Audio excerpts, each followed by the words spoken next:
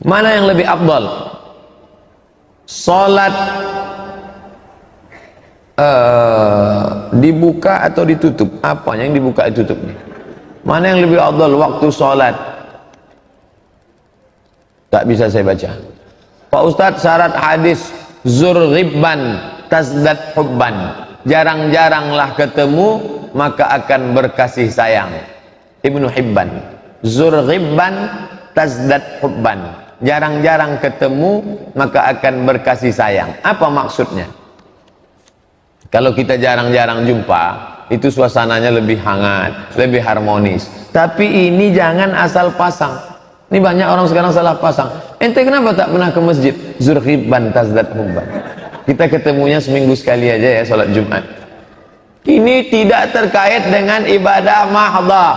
Masalah berkunjung ke rumah orang, pagi datang, siang datang, malam datang, asal nengok, suntuk betul loh gini datang. Udahlah datang, tak bawa apa-apa, sholat jamaah orang terkendala, menceritakan aib orang. Zur ghibban, datang sekali-sekali, tasdad hubban. Jarang jumpa, maka akan membangkitkan gairah kasih sayang. Ustaz, saya punya guru bahasa Inggris, orang Cina. Bagaimana seharusnya adab saya sama Cina itu Pak Ustaz? Bolehkah belajar dengan orang kafir? Boleh. Mana dalilnya? Tahun kedua, perang Badar. Pada saat perang Badar, ditangkaplah orang kafir ini tawanan. Gimana cara melepaskannya? Siapa kalian bisa mengajar 10 anak orang Islam tulis baca? Bebas. Yang pertama kali mengentaskan buta huruf di dunia ini Nabi Muhammad SAW. Kontradiktif cakap Ustaz. Nabi mengentaskan buta huruf, dia sendiri tak bisa tulis baca. Nabi tak bisa tulis baca sebagai mukjizat. Karena kalau dia bisa tulis baca, nanti Quran dituduh orang di copy paste dari kitab perjanjian lama, perjanjian baru, Zabur, Taurat, Injil dari Yunani, dari Romawi. Mukjizat Nabi, tak bisa tulis baca, tapi maklumat lebih lengkap dalam Quran tentang Isa, tentang emaknya, tentang datuknya, tentang neneknya ada dalam Quran. Malah tak ada dalam Markus, Matius, Lukas, Yohanes dan 14 surat Paulus. Jadi boleh belajar, tapi tentu dengan menjaga adab-adab. Kalau guru tadi laki-laki, pakai jilbab panjang, hijab. Kalau guru tadi perempuan, kasih tahu dia, Bu, ibu nanti kalau datang supaya pakai baju kurung ya Bu. Ibu pakai kerudung, tutup. Makanya di Malaysia kalau mau masuk Masjid Putrajaya, untuk bule-bule, turis-turis harus pakai jubah panjang. Jangan dia masuk ke masjid kita seenaknya saja, tidak menutup aurat. Jaga. Hanya mengambil ilmunya saja. Tapi kalau sudah nampak gaya-gaya dia ingin mengajarkan, tapi seherannya saya, kenapa mesti dia dipakai? Orang Islam tak ada lagi. Tak ada orang Islam di Pekanbaru ini yang pandai bahasa Inggris.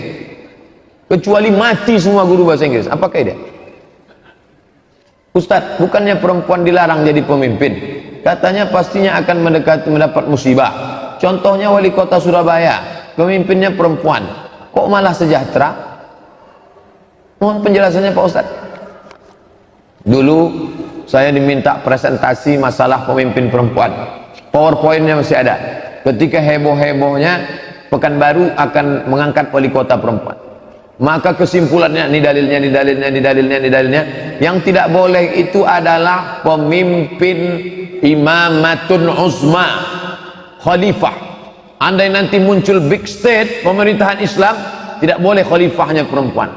Adapun pimpinan daerah, pimpinan ormas, pimpinan yang bisa dijatuhkan, yang bisa diimpeachment, yang bisa dimusyawarahkan untuk digulingkan, maka boleh perempuan. Mana dalilnya?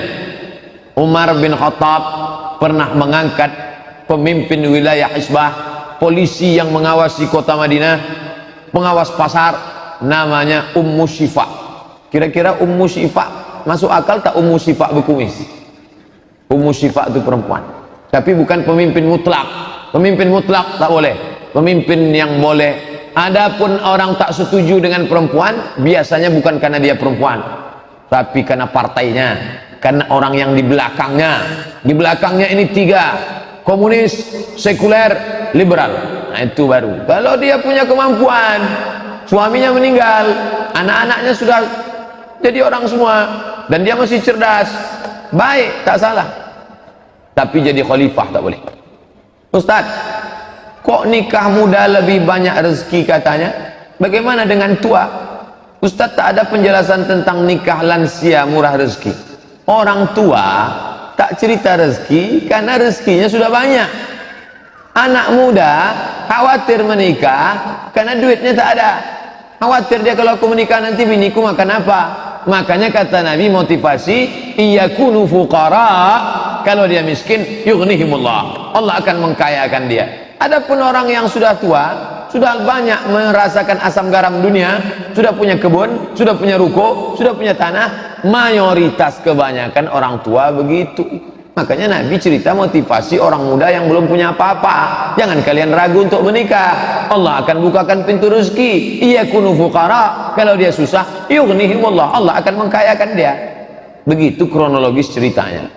Bagaimana Syiah memandang nikah mut'ah, nikah kontrak? Man tamatta'a marratan, siapa yang nikah kontrak satu kali, fadarajatuhu kadarajatil Husain, derajatnya macam derajat Sayyidina Husain. Man tamatta'a marrataini, siapa yang nikah kontrak dua kali, fadarajatuhu kadarajatil Hasan, derajatnya macam Imam Hasan. Man tamatta'a salasa maratin, siapa yang nikah kontrak tiga kali, fadarajatuhu kadarajati Ali, derajatnya macam Imam Ali. Man tamatta'a arba'a maratin, siapa yang nikah kontrak empat kali, fadarajatuhu kadarajati, maka derajatnya macam derajat Nabi Muhammad sallallahu alaihi wasallam. Hadisnya sahih menurut Syiah.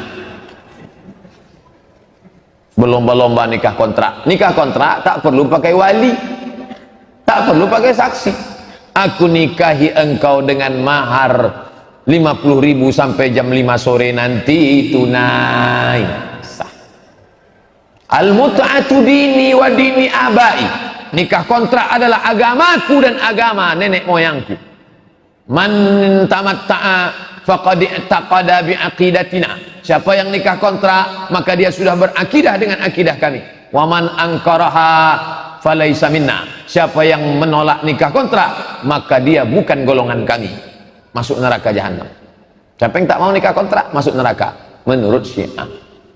Paling enak menghapus dosa adalah dengan nikah kontrak. Siapa yang nikah kontrak, diajaknya perempuan itu ngomong satu kata menghapus dosa. Hai, hilang satu dosa. How are you, hilang 3 dosa. Siapa yang melangkah satu langkah pahala, pahala, pahala, pahala, pahala, pahala. Siapa yang mandi maka Allah menghapuskan dosanya sebanyak bulu di badannya. Maksudnya mandi, berhubungan kelamin dia dengan nikah kontrak. Pokoknya enaklah Syiah. Ustadz, boleh tak perempuan pakai gelang kaki? Kerincing, kerincing, kerincing, kerincing, kerincing. La yaqribna bi arjulihinna, janganlah perempuan itu memukulkan kakinya ke lantai. Janganlah perempuan itu memukulkan kakinya ke lantai. Kenapa dilarang perempuan memukulkan kakinya ke lantai? Apa kronologis sebab ayat ini? Zaman dulu orang jahiliyah dipakainya gelang kaki, habis itu dia pun jalan kerincing, kerincing, kerincing, kerincing. Kalau sempat dia lewat di sini, mengangolah semua bapak-bapak menengok. Tinggal Ustadz ceramah, itulah tak boleh. Kalau ada anak gadis pakai gelang kaki, apa hukumnya? Apa tujuannya pakai gelang kaki? Tujuannya gelang kaki supaya suaminya tahu bahwa istrinya ini hemat, Pak Ustadz. Baik, tapi kebanyakan orang sekarang pakai gelang kaki bukan untuk suaminya, untuk laki orang. Pergi undangan, pakai gelang kaki, semua mata nengok kaki. Habis terlangkup orang nengok. Lupa menengok kaki sendiri gara-gara menengok kaki orang.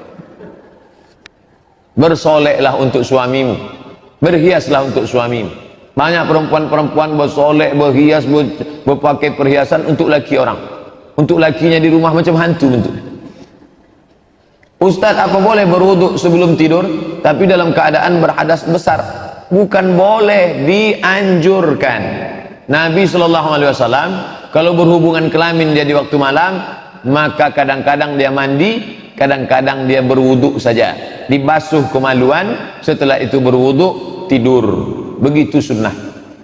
Banyak yang komen di YouTube, kalau Ustadz punya pengetahuan yang luas, kenapa Ustadz nggak nyambung jadi doktor?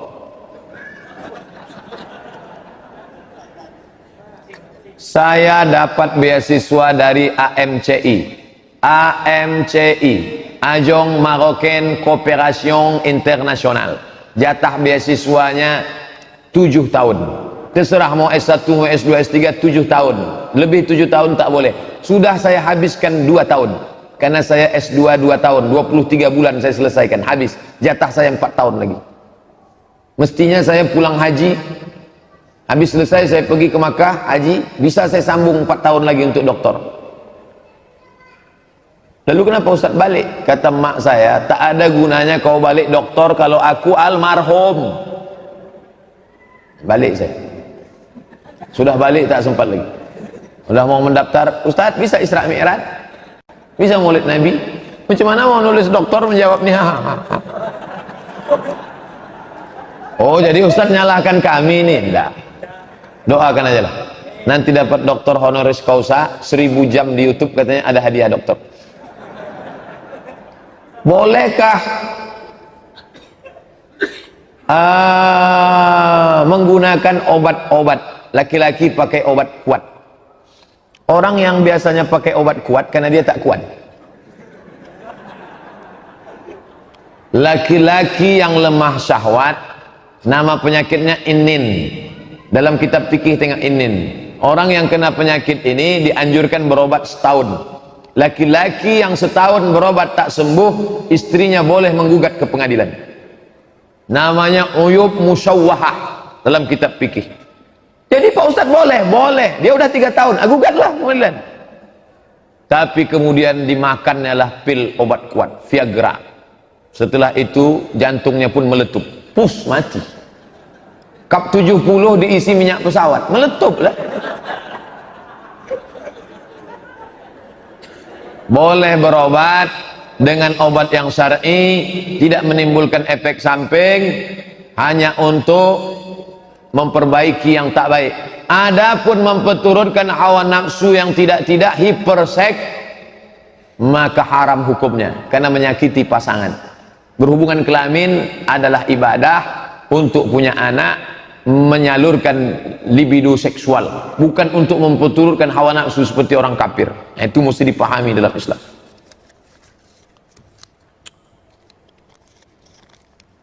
Apa dalil khitan dalam Al-Quran? Sebutkan dalil khitan.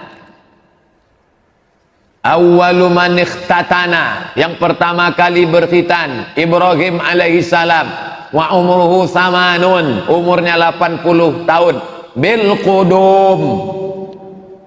Datang orang dibukanya kamus, kudum kampak. Nabi Ibrahim berkhitan 80 tahun pakai kampak. Akhirnya Cina-Cina yang di bawah mendengar takut, lari mereka, hanya pakai kampak lah. Padahal coba tengok syarah Sahih Muslim. Apa kata Imam Nawawi dalam kitab Al-Minhaj syarah Sahih Muslim Ibn Al-Hajjaj? Bil qudum. Nabi Ibrahim berkhitan umurnya 80 tahun di sebuah kampung bernama Kudum. Nama kampung itu Kampak. Di Riau ini ada, di Sumatera ini ada kampung Kampak, ada jalan ke Medan Cikampak. Dia nanya pakai Quran. Kata dia kalau tak ada Quran, kalau ente pakai Quran saudaraku, tak usah sholat subuh, karena tak ada sholat subuh dalam Quran. Ada tak? Ya ayyuhallazina amanu shollu sholatas subhi raka'ataini, adaan makmuman lillahi ta'ala. Mana ada? Ayat Quran itu global. Lalu penjelasan detailnya di mana? Dalam hadis. Ayat Quran tentang khitan mana? Innallaha yuhibbut tawwabin wa yuhibbul mutahhirin. Allah suka kepada orang yang suci. Di antara suci adalah khitan. Potong kuku suci, cabut bulu ketiak suci, potong rambut suci, bersih badan suci, berkhitan suci. Karena kalau tak dipotong itu ada namanya hasyafah, di atas ada najis. Makanya anak kecil yang belum bersunat bisa memutus sop. Kenapa anak kecil yang belum bersunat memutus sop? Karena ada najis di ujung senapan AK-46. Mengangkat tangan sampai ke telinga ketika takbir, rukuk, iktidal, itu harus apa tidak Pak Ustadz? Sunnah. Rukun, syarat, wajib, sunat. Ngangkat tangan 4 itu sunat. Allahu Akbar, Allahu Akbar, Sami Allahu liman hamidah. Nanti pas mau sujud, mau bangkit dari sujud tasyahud awal, Allahu Akbar, sedaun telinga. Allahu Akbar 1, Allahu Akbar 2, Sami Allahu liman hamidah 3, bangkit dari tasyahud awal, Allahu Akbar. Mengangkatnya sedaun telinga atau sebahu? Allahu Akbar. Perempuan lebih tertutup lebih baik, perempuan bagus sampai sebahu. Laki-laki pilih 2, sedaun telinga atau sebahu. Ada mazhab yang tak mengangkat tangan, ada mazhab yang mengangkat sekali saja, Hanafi cuma sekali aja, Allahu Akbar, lain-lain dia tak angkat lagi. Jadi kawan saya itu Hanafi lah Pak Ustaz, belum tentu juga. Bisa jadi dia Hanafi, bisa jadi dia malas, bisa jadi dia tak tahu.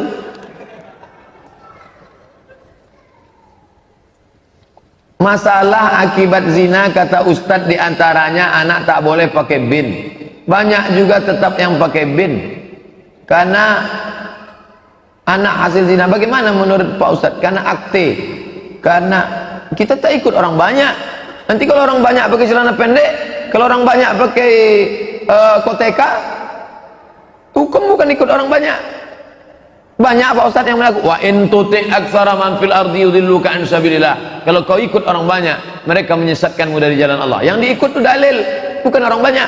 Asal orang banyak buat enggak. Mengapa Ustadz ceramah selalu pakai baju putih? Sunnah pakai baju putih. Sunnah Nabi Muhammad pakai baju putih. Kenapa Ustadz pakai peci hitam? Nabi Muhammad pakai sorban hitam. Kenapa Ustadz tak pakai sorban? Hilang hidung saya. Sorban ada dong. Nabi Muhammad pakai baju putih. Ada SMS masuk, Ustadz kalau bisa jangan baju putih teruslah, kami bingung mencari videonya. Buka ini, itu lagi baju putih.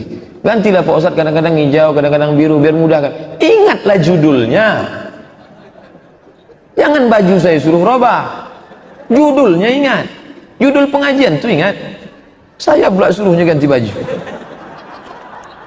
Bagus, anak-anak muda ini sedang semangat, bagus.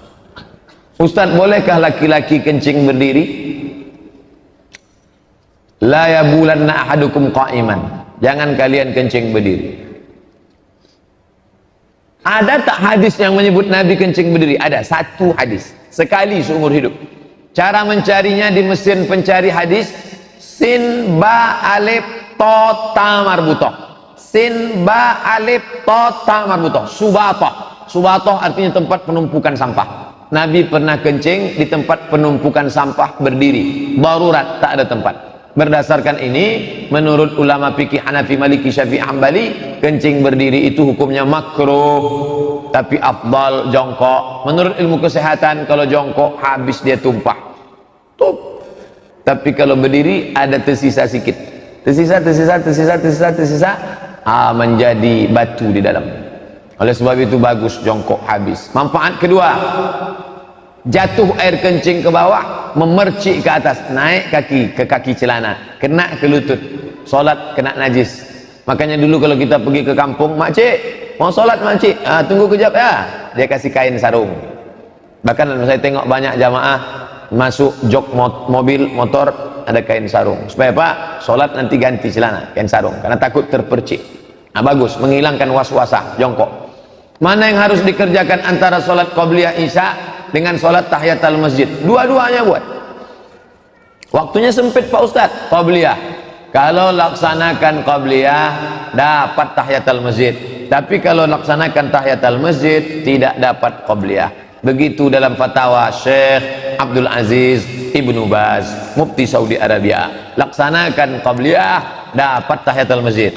Kalau laksanakan tahiyatul masjid tak dapat qabliyah. Kalau waktu mepet tinggal 2 menit. Tapi jangan gara-gara ini terlambat terus datang. Misalnya mengikuti futsal, membayar pendaftaran. Kalau menang dapat duit, kalau kalah tak dapat. Judi, futsal, turnamen voli, lomba mancing, peserta 20, 100, juara 1 1 juta, juara 2 500, juara 3 250, diambilnya 250 untuk biaya operasional, beli piala, beli piagam. Ini dia ada judi, yang dapat menang, yang tak dapat tak menang. Duit itu diputarnya, judi. Bolehkah menabung di bank konvensional? Alasan bunganya tak pernah digunakan. Tarik, masukkan ke bank syariah. Tarik, masukkan ke bank syariah. Ustaz, di bank konvensional apa syariah? BRI syariah. Kenapa Ustaz pilih BRI syariah? Karena gaji dosen UIN Suska langsung ditransfer ke BRI syariah. Tentang celana, sombong yang dimaksud itu tolak ukurnya gimana Pak Ustaz? Sombong itu dimaksudnya gimana?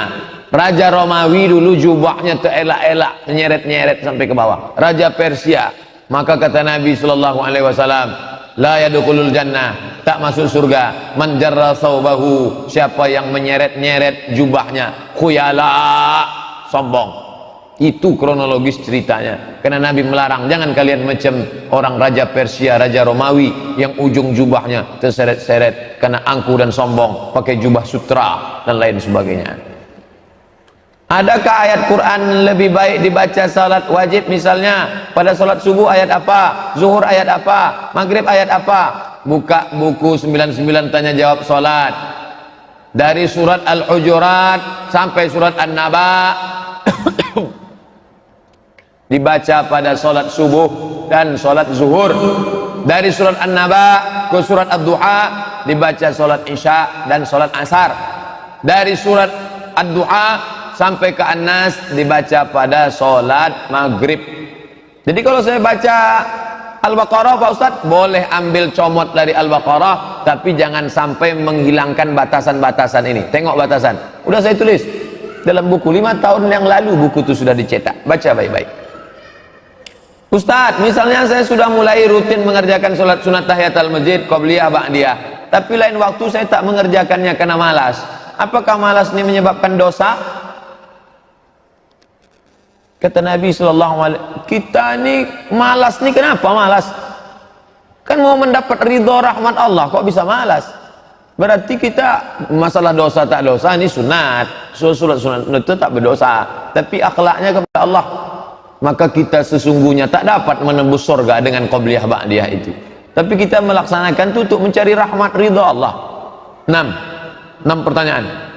Ustaz, ku perhatikan biniku ini sholat subuhnya pas orang siap azan, kadang jam 6 kurang, kadang jam 6 pas, kadang jam 6 lewat. Malah kalau hari libur entah jam berapa dia sholat subuh. Kayaknya dia pula yang mengatur sholat subuh. Apa perlu aku maki? Oh, mana boleh memaki bini, tak boleh memaki, jangan kata kasar. Perempuan itu kalau kita bicara, yang didengarnya bukan isi kata kita, tapi yang diingatnya adalah kata-katanya. Beda laki-laki. Laki-laki yang didengar itu isinya, bukan katanya. Kalau perempuan yang didengarnya itu katanya, makanya sampaikan kata-kata yang lembut. Makanya Nabi memanggil tak pernah Aisyah, enggak. Apa kata Nabi? Ya Humaira, wahai yang putih ke merah-merah. Panggillah dia Humaira. Ya Humaira, kenapalah kau sembahyang subuh jam 6? Yang diingatnya ya Humairanya itu. Tapi dia hitam Pak Ustaz, panggil aja lah Humaira. Robahlah Adinda, bangunlah. Abang pun baru belakangan ini aja ini, kadang-kadang 7.30 juga kata dia. Oleh sebab itu perbaikilah. Saya bersama istri sejak beberapa bulan lalu sholat tahajud setiap malam. Mantap. Istri saya sahabat duduk di kursi, tak bisa duduk di lantai. Bagaimana sebaiknya Ustadz? Sholatnya sendiri-sendiri atau boleh tahajud berjamaah? Tahajud berjamaah terus menerus bulan Ramadan sunnah 30 malam. Tapi di luar Ramadan ikhtilaf. Sebagian ulama mengatakan tak boleh terus menerus karena masuk ke bid'ah. Seling-selingi, malam ini jamaah, besok tak jamaah. Karena Nabi tak pernah terus menerus dengan Aisyah berjamaah, tapi pernah dia sholat diikuti oleh sahabat. Nabi sedang sholat diikuti Abdullah bin Abbas, Nabi tak melarang. Itu dalil boleh sekali-sekali. Hari ini jamaah, besok tak jamaah, bagus. Kalau pakai kursi, bapak di depan, ibu di belakang, bagus. Laksanakanlah, istiqomah hendaknya insyaallah. Amin ya rabbal alamin. Tolong sebutkan dalil kalau salaman sama yang bukan mahram itu mahram. li ayyut'ina ala ra'si ahadikum, ditusukkan paku dari neraka ke kepala kamu, khairun, lebih baik, min antamussa yada mar'atin la tahillu lahu, daripada menyentuh tangan perempuan yang tak halal. Paku dari neraka diletakkan di tapak kaki, mendidih otak di kepala, ditusukkan ke kepala, lebih baik daripada menyentuh tangan perempuan yang tak mahram. Jangan sentuh. Alah, Ustaz Somad tuh pandai ngomong aja tuh.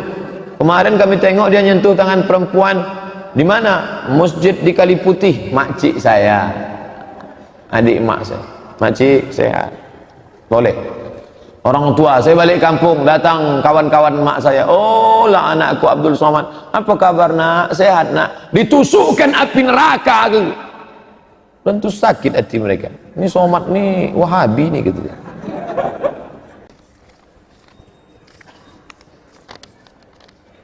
Orang yang rela tidak disolatkan kalau mati, apakah dia sudah kafir? Orang yang mengangkat pemimpin kafir itu kafir, walaupun dia tidak mengeluarkan statement.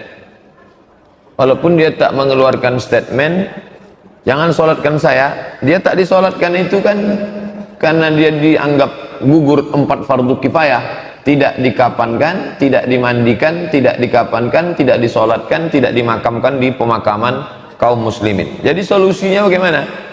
Dia mesti taubat, taubat nasuha. Pokoknya tak ada hancur di bawah hancur. Di dunia hancur, karir hancur, orang tak percaya, umat tak percaya, di akhirat neraka jahanam tempat dia. Satu-satunya jalan taubat. Mudah-mudahan taubat dia, taubat nasuha. Kalau tidak, na'udzubillah. Ana akwat, mohon doanya Ustaz, semoga Allah melembutkan hati orang tua saya untuk mengizinkan saya mondok menghafal Quran. Saya sudah minta izin mengirim video keberkahan bagi diri orang tua yang anaknya hafal Quran, tapi beliau tetap tidak mengizinkan. Beliau berpendapat Al-Quran tak perlu dihafal. La ilaha illallah, la haula wala quwata illa billah. Berapa banyak jamaah yang meneteskan air mata karena anak lari dari pesantren. Orang tua saya termasuk yang tak bertuah, kata orang Melayu, karena saya tak tamat pesantren. Cuman setahun saya di pesantren. Saya termasuk yang lari dari pesantren. Mungkin dulu kalau saya tamat pesantren jadi ustadz saya. Ustadz hebat maksudnya. Ini ada anak mau masuk pesantren, mau menghafal Quran, malah dia pula mengatakan Quran tak perlu dihafal. Diamalkan saja cukup. Mudah-mudahan Allah melembutkan hatinya. Iktibar pelajaran bagi bapak ibu sekalian. Iktibar pelajaran bagi anak-anak muda sekalian, yang kalian punya dapat orang tua mengizinkan kalian ngaji, memberi kalian motivasi untuk sekolah agama. Nih masih ada di zaman sekarang nih orang tua yang melarang anak. Nanti di akhir majelis kita mohon kepada Allah subhanahu wa ta'ala, insyaallah. Anak yang hafal Al-Quran nanti dia bangkit di padang mahsyar. Al-mahiru bil Quran, yang mahir baca Quran, ma'as safaratil kiramil bararah, dia akan bangkit bersama para malaikat. Anak yang hafal Quran, soleh, bisa dia memberikan syafaat pertolongan. Ada syafaat orang beriman, ada syafaat malaikat, ada syafaat Nabi Muhammad, ada syafaat Allah, ada syafaat Quran, ada syafaat anak-anak yang soleh. Ada pula orang yang hafal Quran, meninggal orang tuanya, setiap hari dia ulang hafalannya 2 juz, mengalir pahala bacaannya. Beruntung bertuah bapak ibu yang anaknya hafal Quran, anak itu mengulang hafalannya 1 hari 2 juz, maka mengalir bacaannya. Adapun anak yang tak pandai baca Quran, tak pandai mengaji, maka Al-Fatihah pun tak terkirimkannya. Bayangkan itu. Ini orang tua membuang tuah. Ini orang tua yang membuang tuah. Anak yang mau menghafal Quran malah dilarang. Bahwa alasannya karena perempuan. Pondok pesantrennya aman, Ish Karimah. Itu sahabat kita yang di Solo. Sudah banyak anak-anak kita yang hafal Quran di Ish Karimah Solo. Maka kirimkan ke Solo, negerinya aman, perjalanan sekarang pula aman. Antarkan dia ke sana, dudukkan siap. Masalah rindu kepada anak, mati tak bawa anak. amal soleh itu yang akan dibawa. Justru kita bangga dengan dia bisa sekolah hafal Quran. Saya adik-beradik kandung tak banyak. Saya anak pertama, adik saya anak kedua. Kami cuma berdua. Orang tua saya melepas saya kuliah 4 tahun di Mesir, 2 tahun di Maroko. 4 tahun di Mesir tak pernah saya pulang. Bukan saya 10 orang, 10 pergilah mat, oh matilah, bukan begitu. Kami berdua. Apakah boleh tidur sambil megang Quran? Karena kebiasaan saya kalau tidur megang Quran, kalau tak megang Quran saya tak bisa tidur. Kok baca Quran itu ada adabnya. Adab baca Quran, buka adab hamalatul Quran. Berwudu, duduk menghadap kiblat dengan Quran. Tapi kalau ada orang yang menghafal, capek dia, miring dia ke kanan, miring sunnah Nabi, dipegangnya Quran. Itu boleh menghafal Quran. Tapi adab-adab tetap dijaga. Yang pula mau ngangkang telungkup, macam megang novel ketika cinta bertasbih. Mana adab kita? Adab kepada kalam Allah Subhanahu wa taala. Ada saat-saat tertentu orang yang menghafal Quran capek duduk sampai 2 jam 3 jam, miring dia ke kanan, tetap adabnya adab miring seperti dipegangnya Quran. Itu boleh, bisa. Mengambil ini mesti dari bawah. Nanti kalau tidak masuk surat tilang. Apa hukum mengambil keuntungan lebih dari 400%? Fatwa Syekh Atiyah Saqar, ulama besar Al-Azhar, dalam kitab Fatwa Al-Azhar, penjual boleh mengambil untung berapa persen terserah, tidak ada ketentuan. Lebih dari 100% riba, tidak ada, selama tak ada unsur tipu di dalamnya. Bapak pergi ke Jogja beli kaligrafi kulit, di sana cuma 15.000, Bapak jual di sini 1.500.000. Berapa persen itu? 1000%. Sah selama tak ada tipu. Cantik kaligrafinya Pak? Iya. Boleh saya beli Pak? Boleh. Berapa harganya? 1,5 juta. Saya beli ya? Belilah Bapak. Tapi kalau dia tipu-tipu, ini kalau ente beli, insya Allah rezeki akan berdatangan. Menolak bala, hantu-hantu takut karena ini dari Jogja nih, Nyi Roro Kidul aja pingsan gara-gara ini. Itu bohong itu. Selama tak ada unsur tipu, bohong, tak apa-apa. Buka fatwa Syekh Atiyah Saqar. Adakah penjelasan hadis atau salat Nabi tentang persentase pembagian keuntungan ketika Khadijah menitipkan barang dagangan kepada Nabi? Tak ada. Namanya mudharabah. Andai pun ada, itu tak bisa jadi dalil. Perbuatan Nabi kepada Khadijah tak bisa jadi dalil karena itu sebelum jadi Nabi. Perbuatan yang bisa menjadi dalil adalah setelah jadi Nabi, 22 tahun 2 bulan 22 hari. Kalau dibulatkan 23 tahun, itu yang bisa jadi dalil.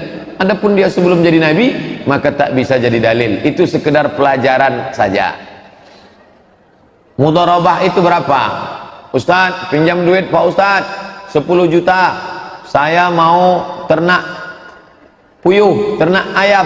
Saya mau buka kurs jahit menjahit. Nanti kita bagi untung sama, kalau rugi tanggung sama. Berapa pembagiannya? 50-50. Sah. 70-30 sah. 20-80 sah. Kalau gitu 10-90 sedikit betul lah. Jadi innamal bai'u an taradin, sama-sama ridha. Lanjutkan, silakan. Tak ada batasan. Pak Ustadz, sholat yang baik diterima Allah itu sholat yang gimana? Baca buku fikih dasar, fikih paling rendah, fikih sunnah Sayyid, fikih sunnah Said Sabiq itu tengah. Di bawah fikih sunnah Said Sabiq lagi fikih Islam Sulaiman Rashid, orang Lampung, dapat gelar Ijazah Al-Azhar. Belum ada LC lagi zaman dia, tahun 1935, namanya Syahadah Alamiyah. Itu orang Indonesia, spesialis fikih Syafi'i. Fikih dicetak bulan bintang. Rukun syarat wajib sunat. Pelajari baik-baik rukun syarat wajib sunat. Apa yang kita lakukan Pak Ustadz kalau seandainya kita melihat aurat saudara kita yang lagi sholat, laki-laki? Tutup. Kalau yang bisa ditutup, misalnya dia pakai celana jeans. Anak-anak muda jangan lagi dipakai celana jeans yang pendek. Ini kan mau sholat, baju pendek, pakai celana jeans ke bawah, tutup. Kalau nampak kita naik, turut naik kan. Apalagi kalau kita kenal. Karena sholat dia batal. Orang yang sholat terbuka auratnya, sholatnya batal. Maka dia mesti ulang balik. Diulang balik itu sholat. Hati-hati. Makanya kalau pakai kain sarung, ujung kaki dirapatkan. Waktu sedang sujud, Allahu Akbar. Kaki kan meregang gini, tutupkan. Karena kalau pakai kain sarung, tak pakai celana panjang di dalam, itu pangkal pahanya kelihatan dari belakang. Itu berapa? Kalau pakai sarung tuh pakai celana panjang, paling tidak sampai ke lutut, di bawah lutut, agak 5 jari di bawah lutut. Apa yang harus kita lakukan? Sholat berjamaah, imamnya cepat-cepat, ganti imam tuh. Karena semua sholat jamaah itu rusak dia buat. Irji ila sholatika fa innaka lam tusalli, ulangi sholatmu karena sholatmu tak sah. Irji ila sholatika fa innaka lam tusalli, ulangi sholatmu karena sholatmu tak sah. Irji ila sholatika fa innaka lam tusalli. 3 kali disuruh Nabi ulang. Hadis sahih tentang orang yang sholatnya tak ada tumaknina. Allahu Akbar, Allahu Akbar, Allah. Kalau kau tegak hatta tatma'inna qa'iman, ada tumaknina. Kalau kau ruku' hatta tatma'inna raki'an. Kalau kau sujud hatta tatma'inna sajidan, mesti ada tumaknina.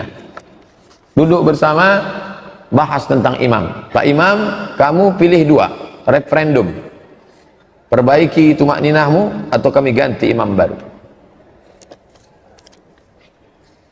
Pak Ustadz, saya mahasiswa UIN, mantap, 19 tahun.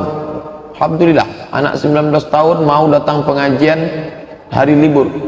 Saya kebingungan dengan 3 hal. Mudah-mudahan datang bukan karena bingung. Bolehkah kita menyatakan cinta dalam pandangan Islam? Apalah anak 19 tahun cinta.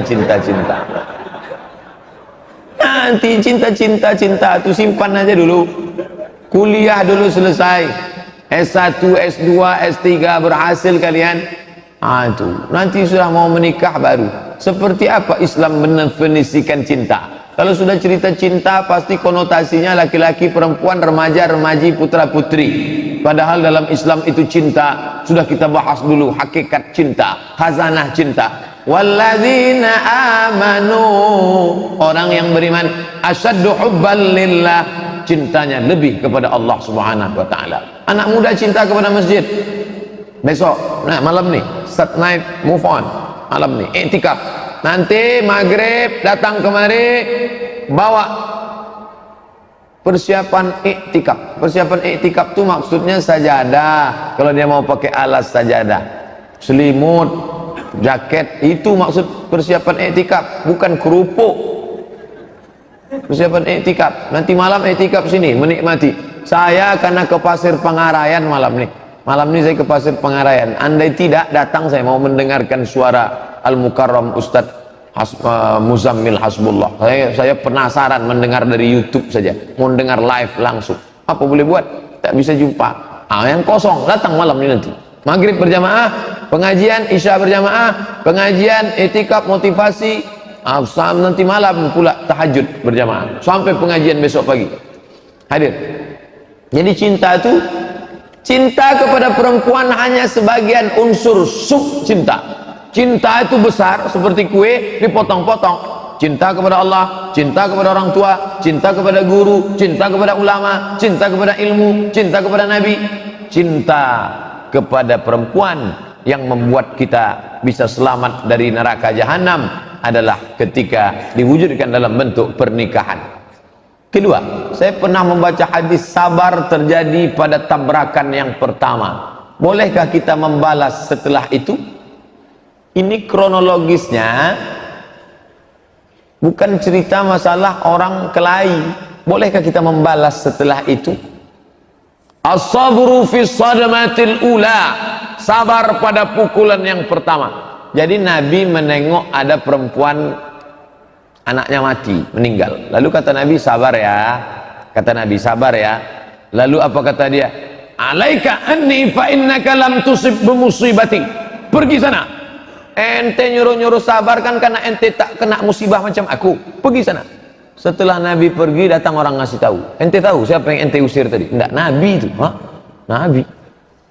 Akhirnya besok dia datang ke rumah Nabi. Assalamualaikum, waalaikumsalam. Ya Rasulullah, ya, aku mohon maaf. Semalam aku sudah ngusir engkau ya Rasulullah. Sekarang aku sudah sabar. Muncullah hadis nih. Itu namanya asbabul wurud, kronologis.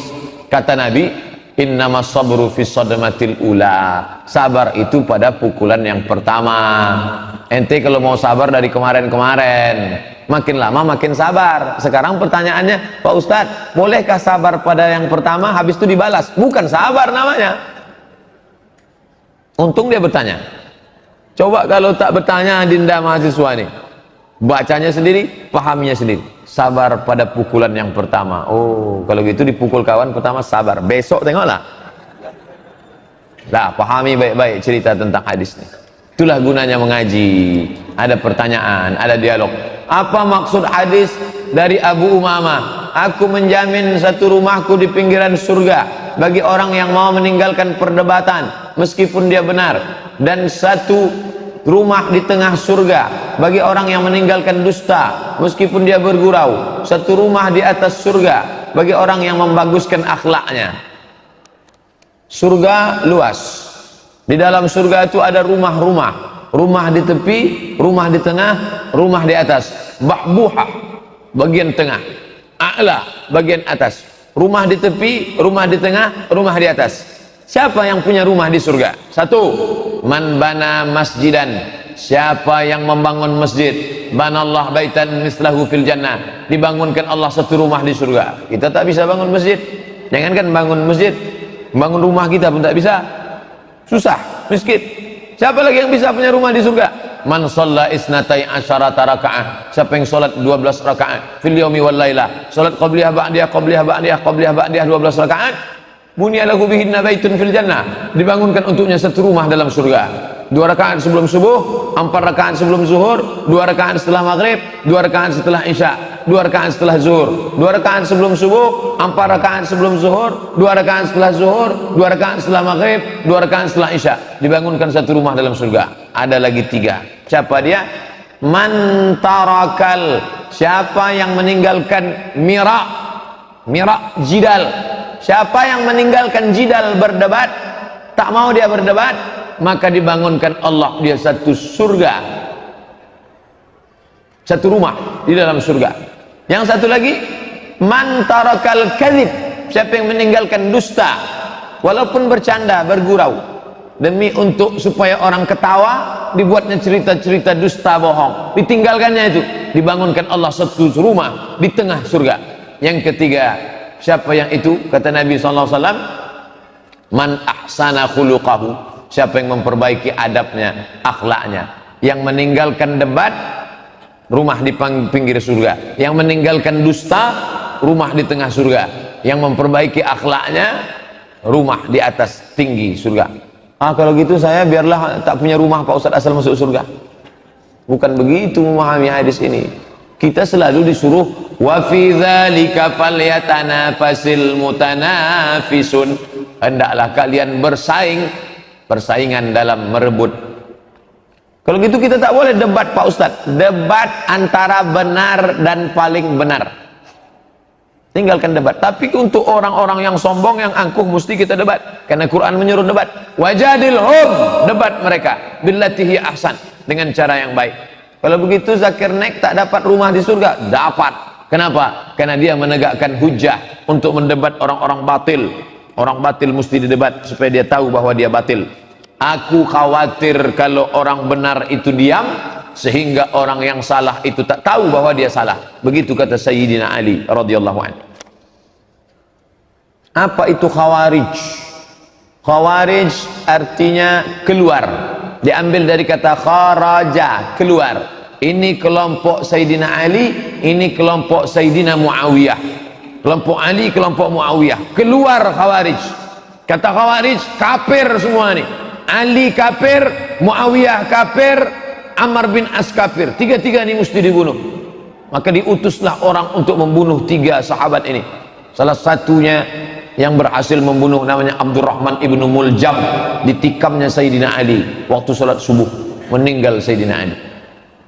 Khawarij, orang yang keluar dari imam, maka yang keluar dari imam itu adalah Khawarij. Qadariyah Pak Ustadz, Qadariyah adalah orang yang mengingkari takdir. Kata dia tak ada takdir. Rukun iman 5 saja. Antuk minabillah wa malaikatihi wa kutubihi wa rusulihi wal yaumil akhir. Takdir tak ada. Maka disebut dia dengan qadar, karena dia memusuhi takdir. Qadariyah. Mu'tazilah Pak Ustaz, Mu'tazilah adalah Wasil bin Atha. Dia murid Imam Hasan al-Basri. Nabi punya murid namanya Anas bin Malik. Anas bin Malik punya murid namanya Al-Hasan al-Basri. Al-Hasan al-Basri punya murid namanya Wasil bin Atha. Suatu ketika Wasil bin Atha bertanya tentang pelaku dosa besar. Lalu dijawab oleh Imam Hasan Basri. Rupanya tak setuju Wasil bin Atha dengan gurunya itu. Akhirnya Wasil memisahkan diri. Orang yang memisahkan diri bahasa Arabnya Mu'tazilah. Orang yang memisahkan diri dari Wasil, dari Imam Al-Hasan Al-Basri. Lalu apa kata Imam Hasan Basri? Qad i'tazala Wasil anna. Si Wasil sudah memisahkan diri dari kita, maka dia disebut dengan Mu'tazilah. Ada beberapa perbedaan Mu'tazilah dengan Ahlus Sunnah. Di antaranya mereka mengatakan tidak ada sifat bagi Allah, yang ada hanya zat saja.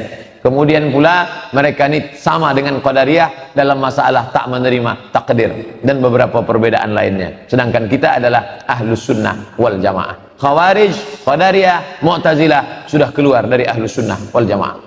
Kelompok yang suka membubarkan pengajian masuk kelompok mana Pak Ustaz?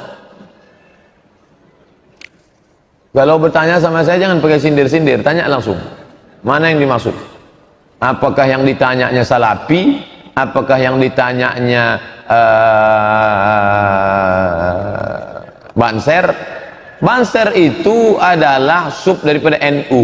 NU itu di dalamnya ada namanya Fatayat untuk yang gadis-gadis, pelajar-pelajar. Untuk yang ibu-ibunya Muslimat, Fatayat NU, Muslimat NU. Ada namanya LBM, Lembaga Bahsul Masail, khusus untuk mengkaji hukum-hukum fikih. Ada namanya Banser.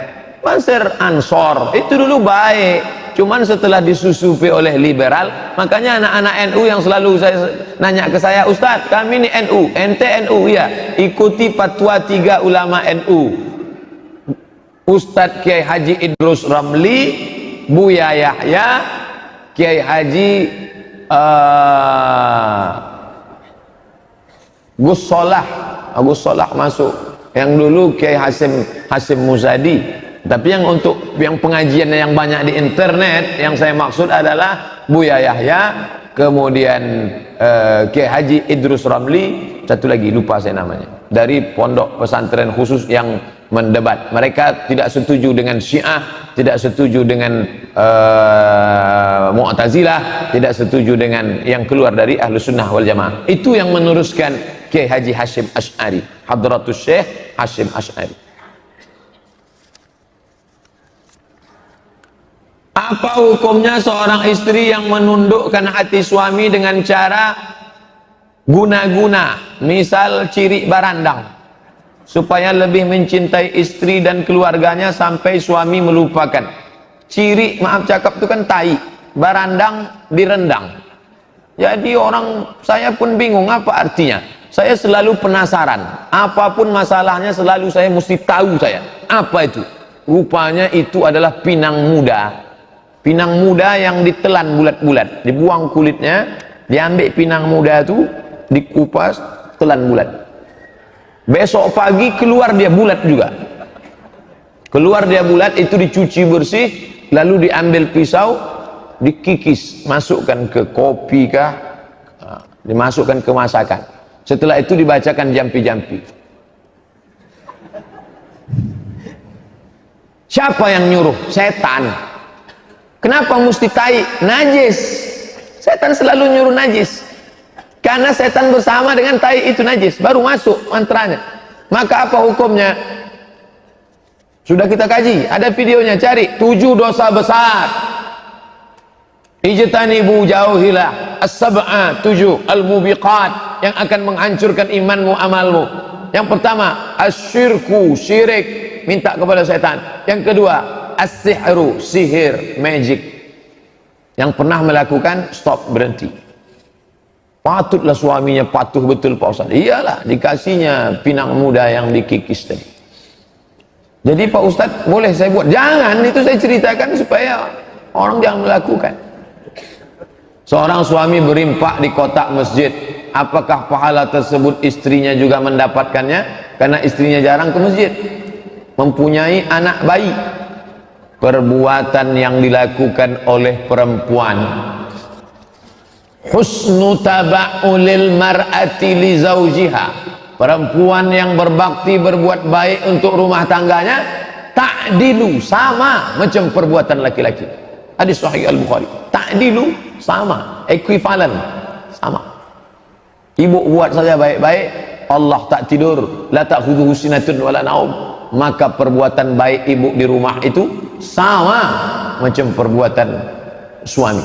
Perempuan dapat pahala jihad, perempuan dapat pahala solat berjamaah, dia jaga dengan baik. Bahkan perempuan itu lebih hebat lagi dari laki-laki. Surga di bawah tapak kakinya, kunci surga ada pada perempuan.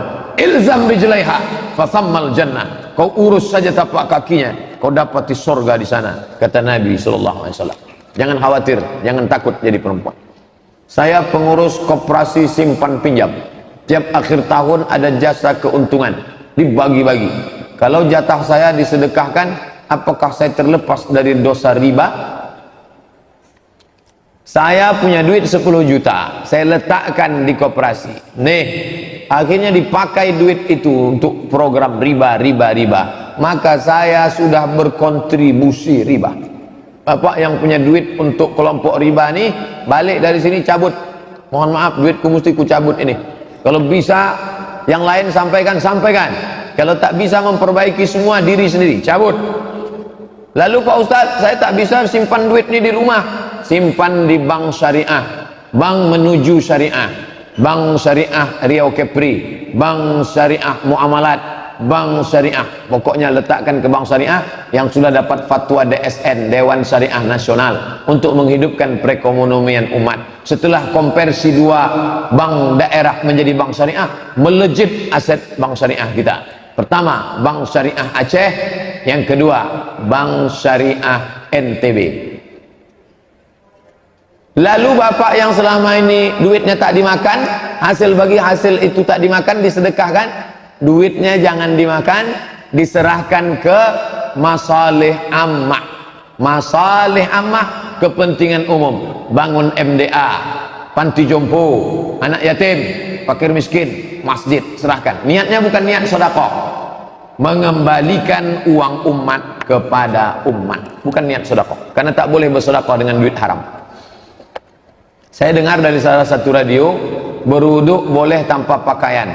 Apa betul Ustaz? Kalau boleh, apa dalilnya? Kalau tak boleh, apa dalilnya? Tidak ada rukun syarat wajib mesti pakai pakaian. Kalau Ustaz sendiri, saya pakai anduk.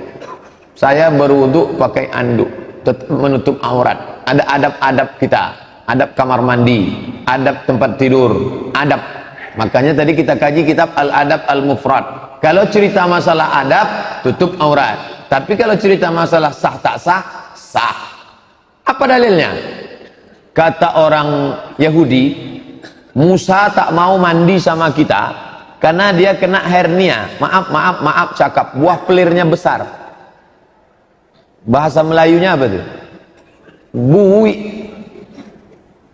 Musa tak mau mandi telanjang sama kita karena dia kena hernia, kata orang Yahudi. Musa kalau mandi di balik batu, ada batu besar, mandi Musa di situ.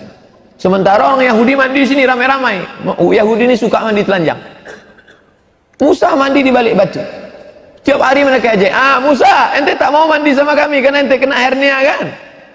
Suatu hari Allah mau menunjukkan, digeser Allah waktu Musa sedang mandi, sedang menunduk, digeser Allah batu itu, bergeser, mereka tengok Musa. Ternyata Musa tak kena hernia. Apa dalil dari situ? Bahwa Musa di balik batu itu telanjang. Dia hanya tidak mau ditengok orang. Ketika orang tak ada, dia tetap. Itu dalil orang yang mengatakan boleh mandi telanjang tapi tak beradab. Kalau cerita sah tak sah, sah, tapi dia tak beradab. Bedakan antara fikih dengan adab. Fikih itu mengatur sah, makruh, wajib, rukun, syarat, wajib, sunat, sah tak sah. Tapi kalau sudah cerita adab, tata krama kepada Allah Subhanahu wa taala, cerita masalah akhlak, pakai basahan. Walaupun tak ada orang menengok. Apa niatnya kalau kita sholat subuh Jumat? Karena kita kan sujud tilawah, tak berubah niatnya. Usolli sunnatal, usolli fardhu subhi rakaataini, pakai sujud tilawah lillahi ta'ala. Enggak.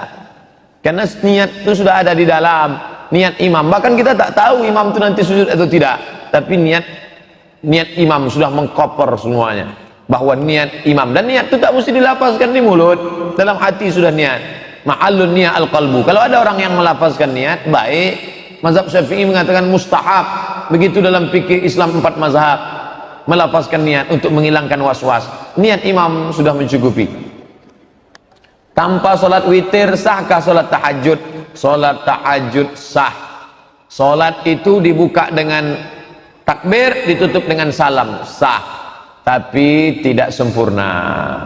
Sholat tahajud saja dia, tiba-tiba azan subuh, sah. Tapi paling bagusnya pakai witir. Witir 2 sebelum tidur malam atau setelah tahajud. Makanya dia tidak menjadi penutup. Tapi yang paling bagus tahajud tutup dengan witir. Tapi kalau dia tahajud saja sah, atau witirnya duluan, bagus, tak salah. Ketika kita sampai di masjid, muazin sedang azan, bolehkah kita langsung sholat sunat atau menunggu azan? Tunggu azan selesai. Kenapa azan ditunggu? Karena kata Nabi, siapa yang menyambut seruan azan, diucapkannya macam yang dicakapkan si muazin, kecuali hayya 'alas shalah, hayya 'alal falah, dijawabnya la haula wala quwata illa billah, ditutupnya dengan doa wasilah, Allahumma rabb hadhihi da'wati tammati wa salatil qa'imah ati sayyidina Muhammadan al-wasilatal fadilah wasyaraf wa darajatal 'aliyatar rafi'ah wa ba'athallahumma maqam mahmudan alladhi wa'adtah innaka la tughliful mi'ad. Maka dia dapat balasan halat lahu syafaati, layaklah dia mendapatkan syafaatku nanti hari kiamat. Saya tetap menunggu karena saya ingin dapat syafaat. Adakah umat Nasrani mendoakan sesamanya seperti umat Islam yang mendoakan untuk sesamanya? Saya tak pula paham agama dia. Saya diundang ceramah di sini aja, belum pernah ke depan lagi. Tapi yang jelas mereka mendoakan. Dari mana Ustaz tahu mereka mendoakan? Saya selalu juga dengar di radio. Kadang kita tak niat terputar dengar radio. Mereka mendoakan. Bahkan langsung di TV. Oh, saudara, domba-domba Allah yang tersesat, angkat tanganmu ke TV semua. Angkat, angkat. Diangkat ke TV. Mereka saling mendoakan. Bahkan mereka luar biasa. Tidak hanya saling mendoakan. Bapak kalau masuk ke perkampungan suku Talang, tepi sungai Batanggangsal, kiri kanan, mana kampung, tengok nanti. Jangan tanya agamanya, masuk saja. Kalau jalannya semenisasi, ada air bersih, banyak rumah beton, itu pasti rumah. Itu cirinya. Semenisasi, ada air bersih, ada rumah beton, itu punya dia itu. Mana yang jalan tanah, airnya kotor, rumahnya buruk, itu orang Islam tuh. Saking kan pedulinya mereka. Apakah sholat batal kalau apa hukum anak kecil yang berjalan di depan orang sholat berjamaah? Syekh Ibnu Utsaimin dalam fatwanya tidak menganjurkan membawa anak kecil yang belum mumayyiz. Mumayyiz sudah bisa dikasih tahu, 4 tahun ke atas sudah bisa kasih tahu. Nah, nanti kalau di masjid itu bisa. Tapi kalau 4 ke bawah, kita gini kan, dia pula mengginikan kita. Kalau kita tahu kita sedang sholat, waktu di awal dia diam, pas kita sedang sholat dia pun lari sana, lari sini, lari sana, lari sini. Kacamata bapak sebelah ini di sini, dia sholat, kata dia. Nah, oleh sebab itu kata Syekh Ibnu Utsaimin, di bawah 4 tahun yang belum mumayyiz, sobi, mumayyiz, akil baligh, 3 pembagian. Sobi yang belum bisa membedakan, mumayyiz sudah bisa membedakan tapi belum akil baligh, akil baligh. 3 aja Pak Ustaz ya.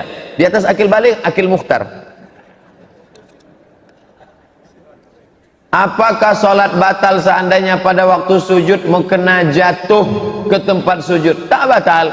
Allahu Akbar. Ujung mukena sap. Tak kenapa pula mau dia berputar? Tak dia embus kipas angin berputar. Sujud kening tidak ke atas lantai tapi ke atas mukena sah. Mana dalil Ustaz?